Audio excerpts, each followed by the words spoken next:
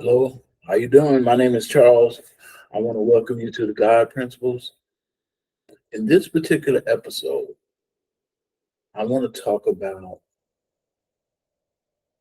the cost of living in the Philippines for foreigners and Filipinos, because there's been a lot of information floating around on the internet, and I wanted to give you my personal experience and some research that I've done in regards to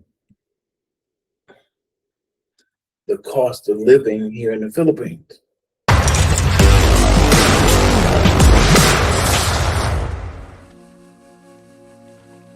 The first thing I want to say is my personal expenses are $1,000 or less. My rent here is 15,000 pesos. That comes to like $270 a month. My next expense is I have both internet services. That comes to about 3,600 pesos a month. So now we're at like 18,600. The next thing that is a significant expense is the cost of electricity. That's 4,000 pesos approximately. So we're at 22,600 pesos. Then we have association dues. So we at that's 200. That's 22,800. And the water bill. The water bill runs anywhere from 2 to 400. So 22,800, looking at about 23,200. That's 23,000 pesos.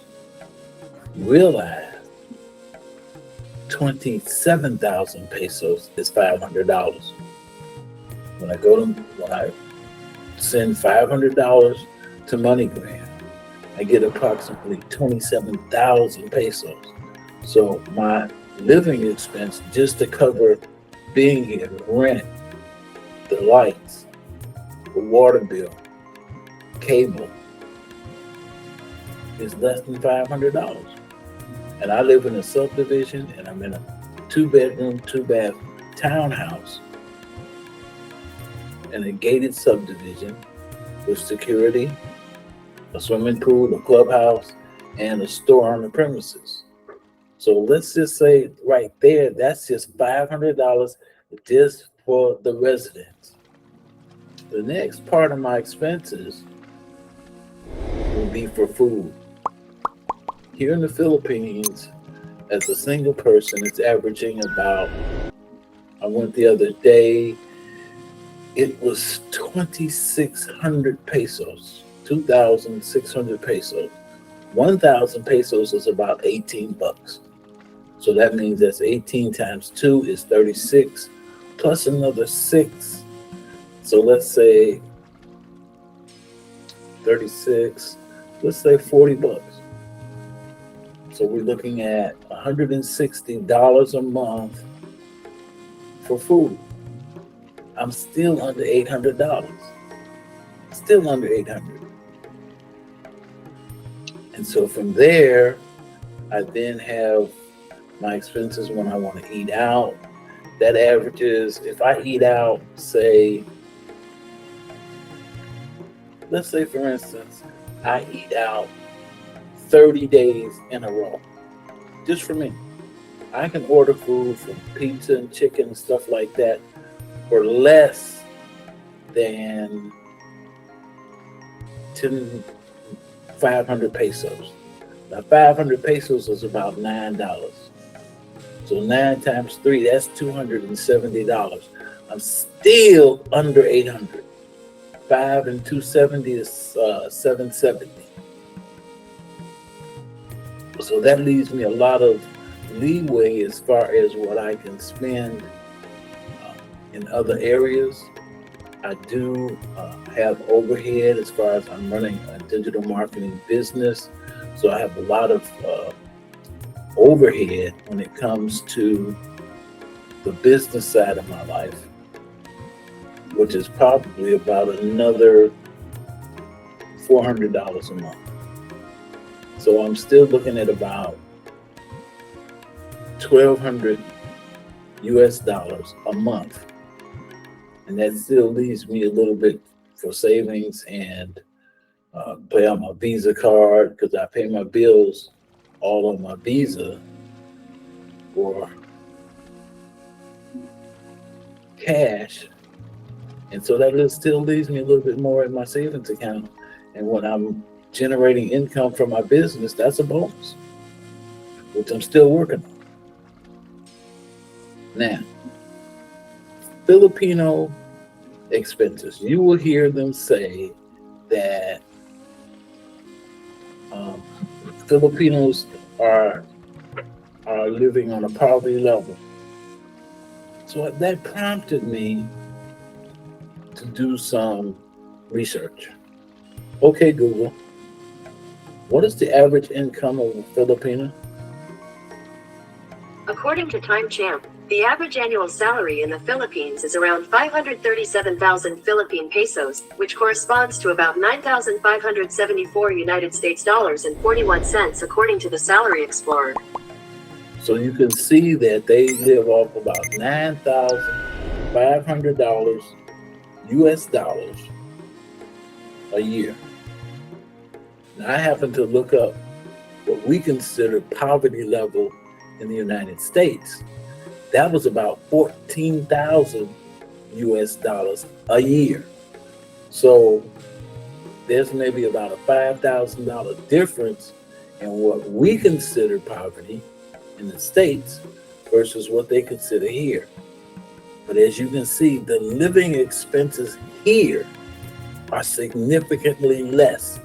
So if the average income, this is a working people, is about $9,500 a year, that's not poverty. And realize the statistics are talking about the working class. There's another statistic that they don't report.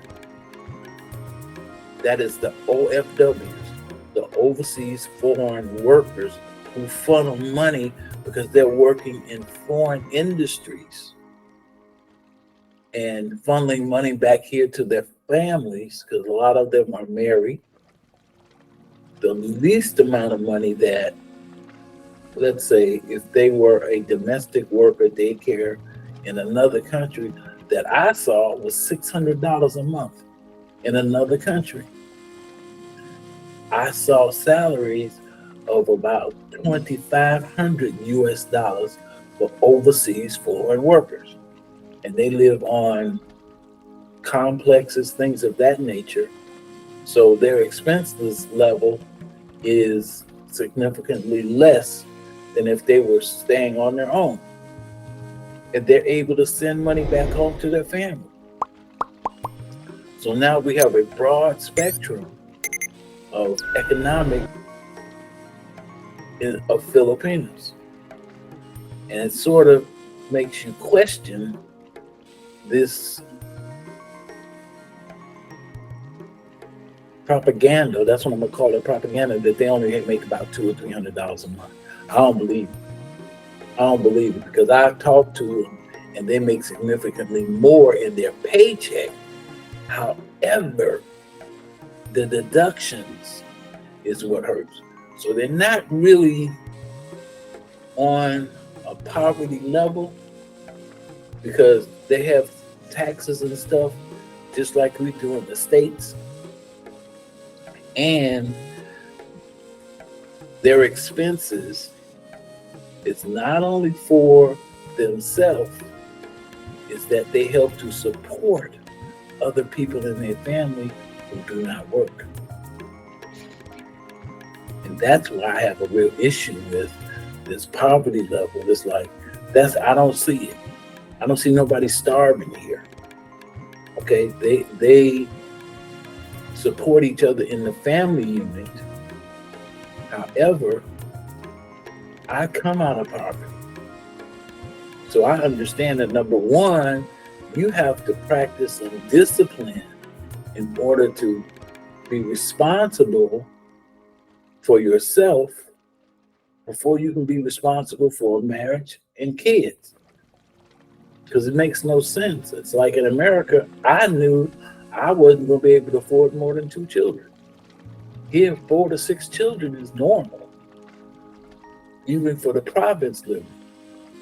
Now, the problem comes in is when they look at how other people are living and they want that type of lifestyle on their income, and their income is based on the standard of living in this country.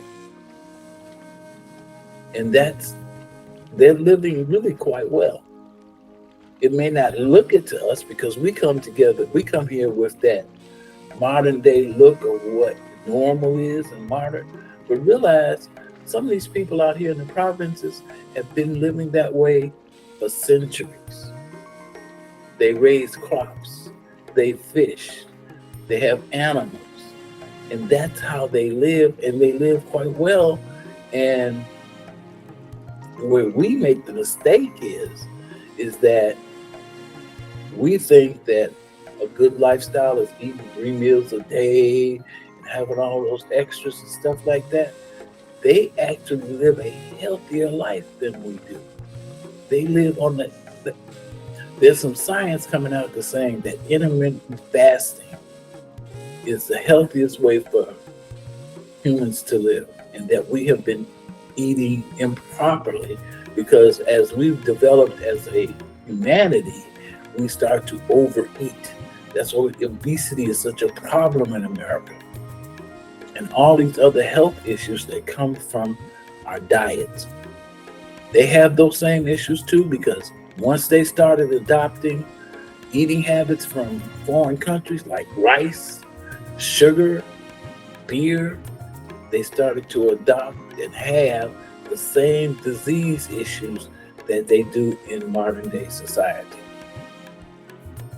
That's what I wanted to cover with you as far as finances and living in the Philippines. Now I'm gonna put one little disclaimer in here. Once you get a girlfriend or a girlfriend with a family or children, that's an additional expense. Now I've seen that expense go from 4,000 pesos a month, where they give the woman 4,000, to as much as 10,000 pesos allowance for herself. But I also see that in these relationships that are healthy, the women have a job of their own. They're not just sitting at home being a liability.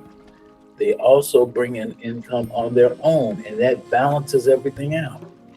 It leads for a healthier home.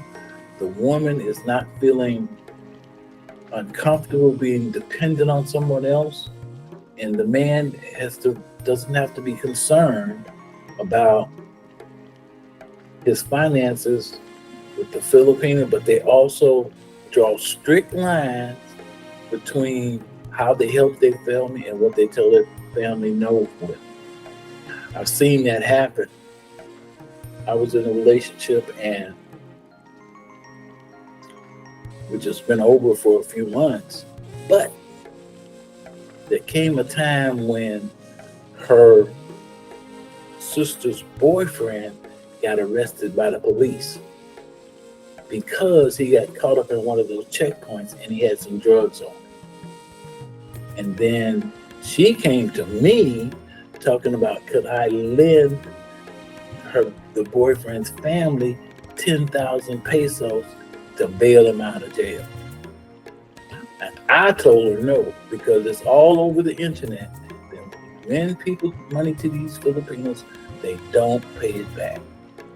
The borrowing lending system is vibrant here. You see these loan places all over the place. And most of the things that they do here, they're doing it on credit. So that's what I have for you on the cost of living in the Philippines.